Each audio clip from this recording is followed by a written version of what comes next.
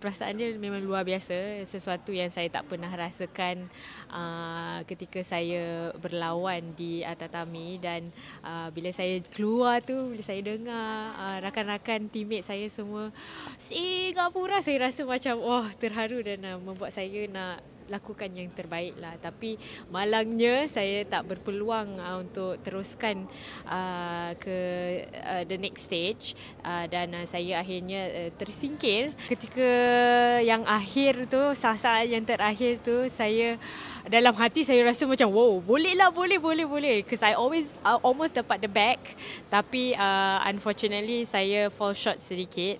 Most people bila diorang dah kalah, diorang akan rasa macam sedih dan sebagainya, tapi saya rasa gembira kerana saya tahu yang saya telah lakukan yang terbaik, dan mengikuti game plan, dan macam apa kita kata adalah we leave it all on the mats, dan itu yang saya telah lakukan, leave it all on the mats dan cuba yang terbaik. Jadi saya rasa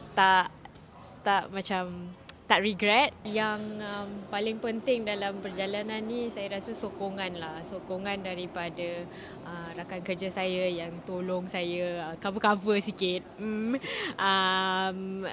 bos-bos saya yang tolong atau membantu memberikan saya ruang ataupun masa lah untuk berlatih sekiranya saya perlu pergi berlatih. Keluarga saya memainkan peranan yang besar lah.